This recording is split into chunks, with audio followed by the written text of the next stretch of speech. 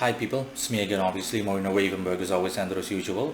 Yeah, as you can tell, as always, Andrew as usual, based on the header, this video is going to be an in-depth explanation on dreams and specifically on how to find out what they mean as a layman, as someone that has no experience as a sorcerer, but even sorcerers, even magicians. Um, Let me just dive right in. When you have a dream, it can either be something truly meaningful, that's point one. Point two, it can be your imagination, or point three, it can be something miscellaneous. Now, let me start with your imagination first. Your imagination is simply your subconscious. It's like the spiritual version of yourself just playing around. Okay? Magicians call the spiritual version of yourself your astral body based on the three configurations of man's at a spiritual level. You've got your soul, your astral body, and your physical body. Your astral body is the spiritual version of you, and it controls your physical body, obviously, alongside your soul. Your soul is at the absolute top, but in a more direct sense, within a mundane context, your astral body controls your physical body. Okay, the me talking, etc. My astral body is doing this, and it's like instructing my physical body in a manner of speaking to do so. Based on that, when you have a dream, it can be, like I said, if it's your subconscious, your imagination, then it's literally just your astral body messing about. It's like when you have like a metaphorical brain fart. It's like when you misspeak, or when you've misspoken. You said something and what you said didn't really make any sense because your intent wasn't really focused and directed. So you're essentially just blabbing about, or you're like talking out of your ass, bluntly put. Like that, essentially. It's just your astral body playing around. Within a mundane context, your subconscious just playing around. But a dream that has a true meaning, or that has merit to it, usually as a trademark, these dreams, on the contrary to dreams that are your imagination, these dreams can be signified by several things, notable examples being a complete feeling of reality or realism, as in it's ultra realistic, it's like it actually happened. And it was being, another example is it being associated with tremendous levels of emotion, as in real feelings. So simply put, the dream was so real and so intense, emotionally, spiritually, that it was like it was actually happening. And it's only when you woke up that you came to and you were like, it was a dream. But at the same time, when you woke up, for example, if it was a nightmare and a cold sweat, or if it was a pleasant dream, you woke up with the same sensations you felt. Essentially, like if you had a dream kissing someone, you woke up like this, smooching and whatnot. It was that intense, and you could still feel it. You could, like, for example, smell the person you were kissing. All of that stuff means that the dream had merit, and the dream is a spiritual message. It's essentially, it's like I said, your astral body, your spirit, trying to tell you something. It's conveying a message to you. It's trying to tell you something, plain and simple. Now, the issue that most people have, regardless of whether they have any experience in the occult or esotericism and anything around it or in between it, you name it, is that they can't decipher their dreams.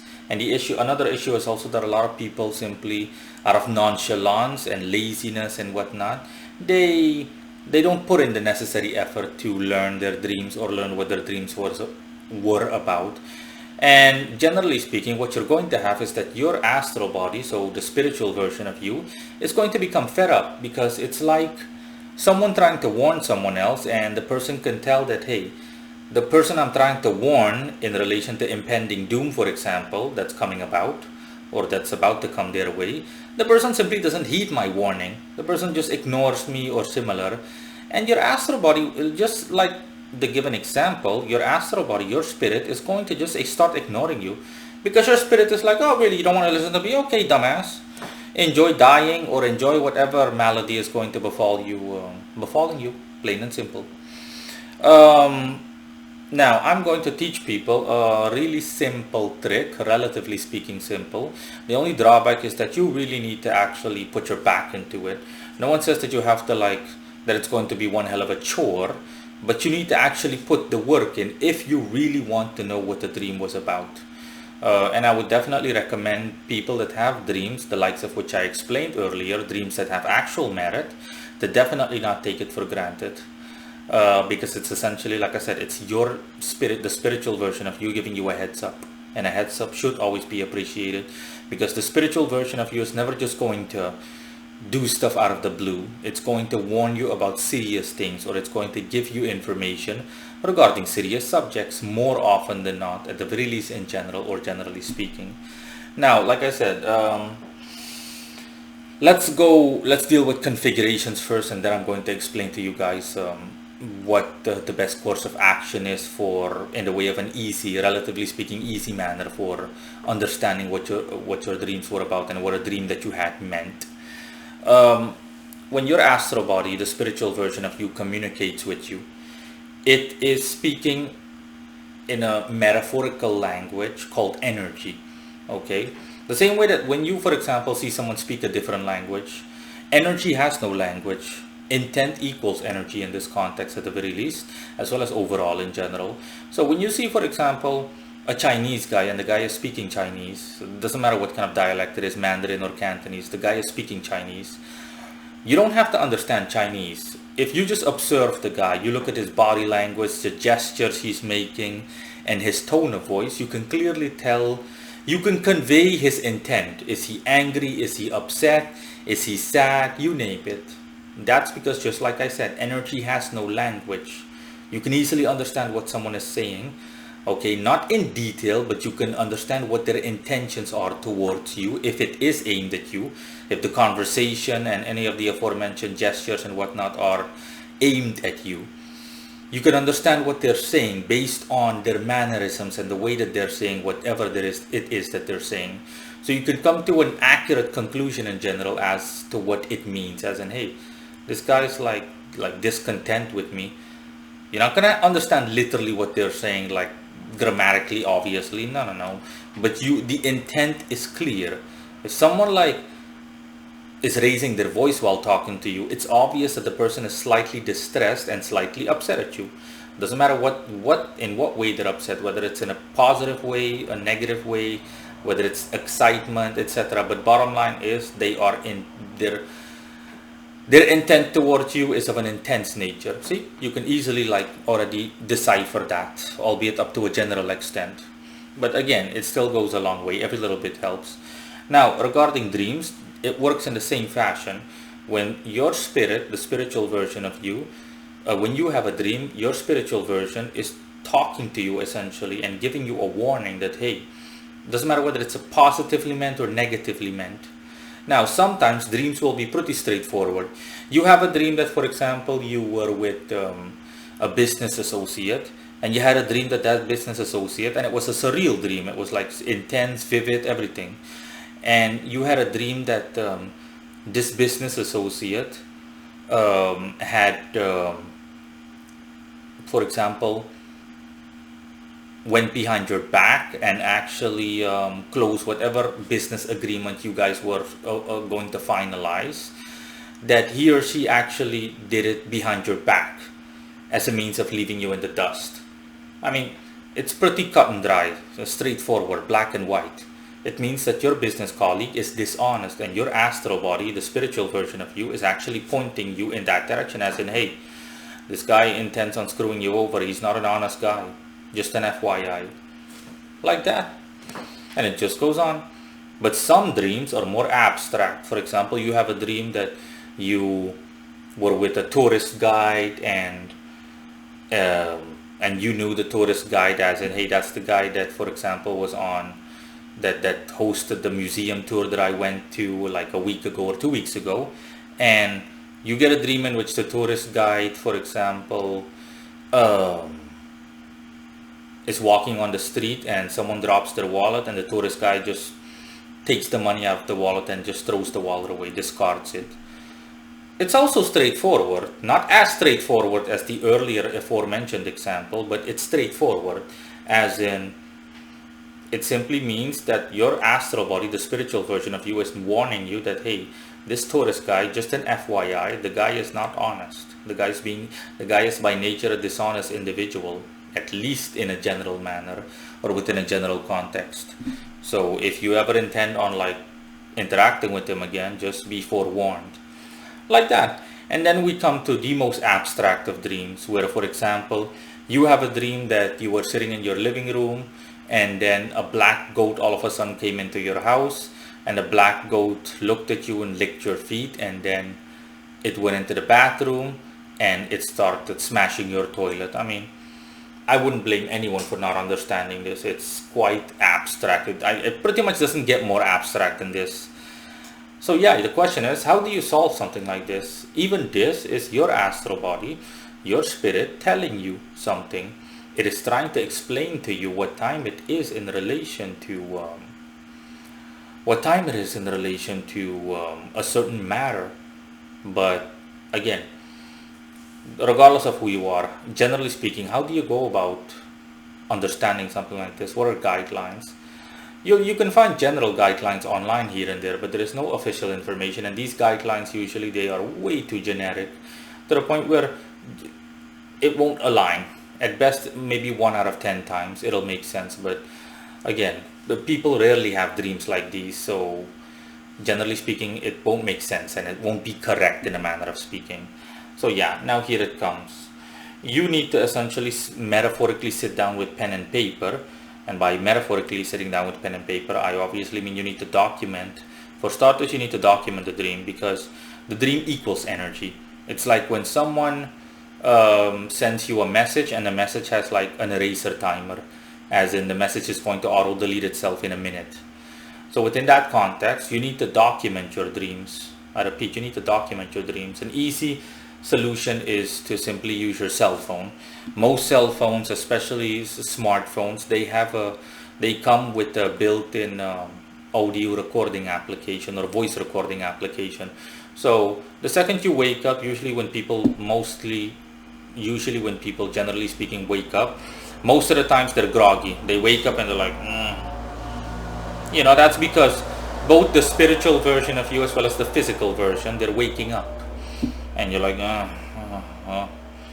okay, and when you're asleep, your astral body, your spirit is essentially slightly disconnected from your physical body, because you're like in a temporary state of dormancy to the point where it's almost like being like 70 to 80% dead. Yeah, 70 to 80% dead, not literally in a manner of speaking. So within this context.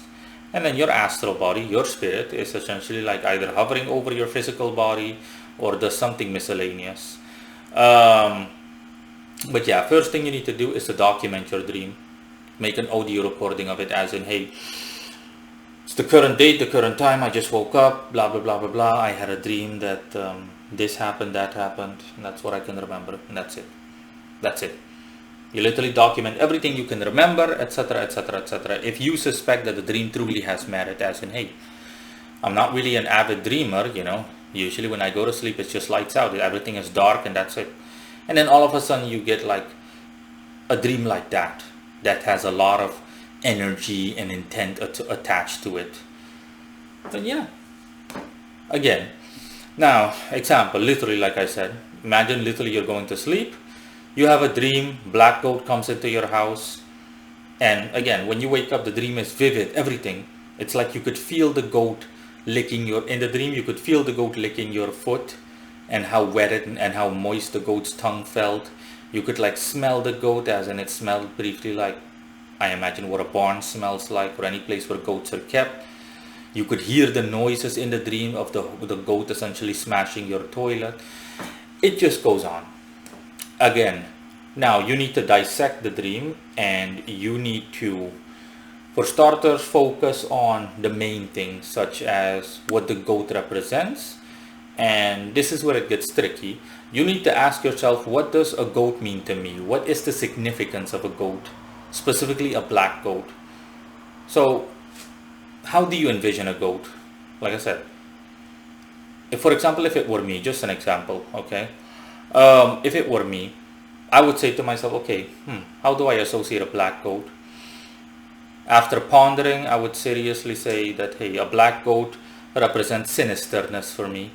Like on a scale of 0 to 10, like 0 being like dull and 10 being ultra evil, I would say 3 or a 4. Something slightly below average in the way of negativity.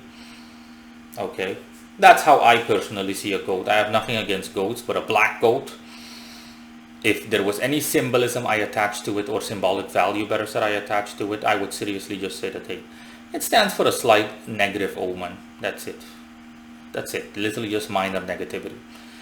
Second thing you need to do is dissect actions, as in what the goat licking my foot. Okay, I mean, the goat licking your foot simply stands for essentially a submissive kind of action perpetrated against you within the context of the dream.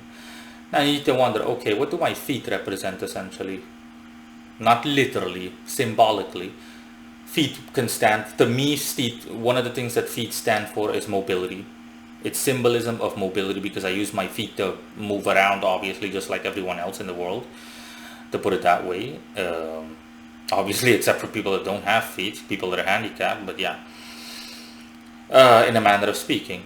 So it stands for mobility, and it just goes on. And then I would be like, okay, so the goat licking my feet, it would stand for basic. You simply need to add 1 plus 1, you know, put 2 plus 2 together. If the goat represents like malevolency, like slight superficial malevolency, and it's licking my feet, it's a sign of humility. And my feet stand for mobility. It essentially, the connection that I would draw based on all the so-called evidence provided would be that there is some minor level of negativity that is submitting itself to me, that's being submissive towards me, most likely based on my overall level of strength, spiritual level of strength. Now, the last part is that the goat goes into the bathroom and the goat smashes the toilet, like really smashes up the porcelain throne and all. Now, what do you associate a toilet with? I would say, okay, what do I associate a toilet with? I associate a toilet with essentially anything unwanted, anything that's discarded and that can be seen as trash, unrecyclable trash specifically, anything, plain and simply put, waste. But you need to focus spiritually. Don't focus, this is a spiritual message, don't focus so much on the material. No, you need to focus on the spiritual first and then the material. And the goat going in there, smashing it, I would say that smashing would essentially be a sign of aggression.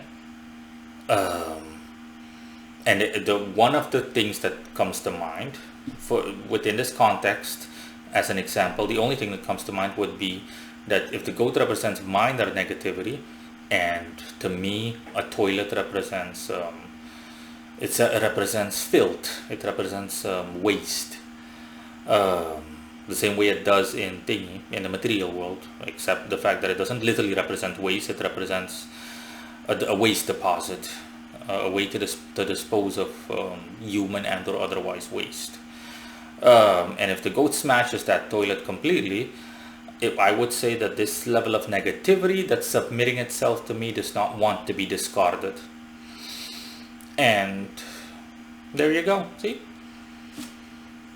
So the conclusion I can draw is that the dream means that there is some form of negativity, there is a minor form of negativity that submitted itself to me, in a manner of speaking, showing itself to me that, hey, it's not a threat, and it's not a threat to me due to my strength, and it does not want to be discarded just recklessly. What it wants exactly, you don't know, but you know this much, that it does not want to be discarded. Like that. Now, the final step is that you need to take all of this information and you need to compare it to your life. Specifically your life within the time period that you got the dream. Essentially, let's just say a couple of months before and a couple of months ahead, in a manner of speaking, ahead, because people can't see into the future in a manner of speaking, of course. The average person can't, literally can't. But again, within this context. So you need to take like a period range, like a couple of months prior and a couple of months in advance. Like if I got the dream in September, I would check my life between July and November or December. And then I would look at you need to literally compare all of the information to your life, as in, did anything happen in the past couple of months? Or is there the possibility of something happening based on my plans, based on anything that I might be doing, or that I intend on doing or have done? You know, anything mention worthy. And you need to simply briefly brainstorm everything. Okay, if you don't come up with anything, then so be it. You don't come up with anything. You just need to keep the core of the information that you gathered in mind, and that's it. To a lesser extent, you can evaluate your entire life, but of course in a very brief summarized fashion, only when comparing it to the information itself, because that's usually how stuff like this goes down. Okay, to take it from my own personal life, for example, places that I've been on vacation to, my astral body told me that I was going to go on vacation to these places because I have like the spiritual ability of time travel, which I already knew way before I became an occultist, even, let alone me being the strongest occultist in the entire world and whatnot. Even if I say so myself, as always, not that I care, again, as always, what anyone thinks, or I don't care. But yeah, I had dreams. For example, I went to the Caribbean on vacation, and I had a dream prior that, hey, like for example, half a year before or 3 to 4 months before, I had a dream that I was in like this specific country, etc., etc. And then 4 months later, it actually happened, and I was like, yeah, that dream was simply my astral body showing me things to come. But like I said, it's not always straightforward. Another time, an example that I can give is that I, for example, had a dream about an animal getting sacrificed by a specific ethnic group, a specific religious group, and it happened in my front yard, and you would never guess that that was the case, as in, hey, that happened. I mean, if I submitted this dream to anyone, even someone that likes to call themselves a dream expert, they would have no idea what it meant. They would come up with some botched, weird nonsense, etc., etc. But if I, for example, wasn't who I am, and I was just the average person, I would still be able to dissect what the dream meant if I follow the outline, the advice-based outline or outline-based advice that I'm relaying to people that are watching this video. I would literally do things exactly the way I describe them, as in, okay, what does the dog represent? What does the religious group represent? To me specifically, don't make the mistake of using general meanings that apply to the average person, because every person is different. Their outlook on life, their personal dogmas and opinions, everything is different. So it needs to be customized, okay? The definition is customized. It's tailored to you specifically. Sometimes general definitions can be correct, but if so, only in a general manner, nothing more. And yeah, that's pretty much it. I would be able to dissect. I placed myself in the shoes of the average person, and I was like, yeah, I could understand it. I understood what the sacrifice stood for. In my case, it stood for a necessary action. The dog stood for someone I viewed as like an acquaintance, a superficial acquaintance, that I was superficially fond of, etc., etc., etc. The sacrifice was a necessary action that needed to be undertaken against him or her. The ethnic group essentially stood for, what did the ethnic group stand for again in this given context? I didn't go over everything fully before recording this video. The religious group stood for, within the context of my dream, it stood for, based on what I know about myself, obviously, it stands for the how should I put it, the what I viewed as an inappropriate manner of thinking that person applied towards me, as well as overall, honestly. Let's just say self-deception or delusions, etc., you name it. That's what the religious group stood for. And yeah, as in the animal getting sacrificed simply stood for doing away with the individual in question. That's what the dream meant, essentially. See, even if I place myself in the shoes of the average person, no occult experience, no magical experience, no esoteric experience whatsoever, I'd be able to make up a pretty accurate depiction of what my spirit said to me, what my astral body essentially relayed to me as a means of information. As in, okay, it can also be something, mind you, doesn't just have to be something, for example, that is either going to happen or has happened or anything around that. It can also be something that is in the midst of happening, and it's something that you're aware of, but your spirit is essentially just showing you for added effect, let me just put it that way, miscellaneous reasons, or so that it becomes clear, or that the message like really sinks in, so that you don't just, so that it doesn't go over your head, as in, yeah, it's not a big deal. No, your spirit is essentially hammering it into your head that, hey, don't forget this, okay? This is actually, relatively speaking, at least a big deal. So don't take it for granted in case there was any danger of you doing such. That's why I'm giving you the dream. Yeah, and that's pretty much it. Now, before I go, in relation to the examples that I gave, specifically abstract dreams, I already said at the beginning or at any given point in this video that your spirit is essentially talking to you, and the language it's speaking is spiritual energy. Your astral body is talking to you, okay? And most people, they can't make sense of it, and as a result, they disregard it or dismiss it outright. Now, the reason that sometimes dreams are so abstract, you're thinking to yourself, listen, if I had a dream where like it was clear that my husband or wife was cheating on me, why can't you like do the same thing every single time? Why all of a sudden give me a dream about like a black owl that came in, that stood near my window, and the owl watched me as I was asleep in the dream, and then the owl like pooped on the window and then just left. And by the time I woke up in the dream, it was like morning time, and then I actually woke up in real life. Why can't everything be so simple? Because again, the world isn't simple.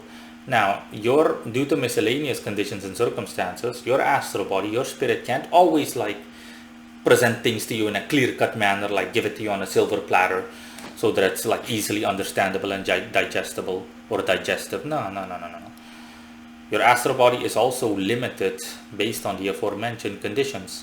So it's simply doing its best, and it is essentially relaying to you things the way you perceive them.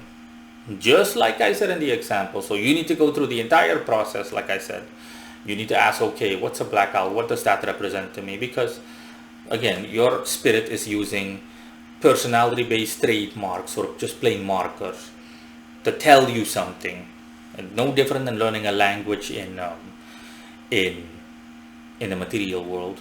If you like speak English and you want to learn Spanish, when you go through the motions, you'll learn basic things like grammar and whatnot. That's in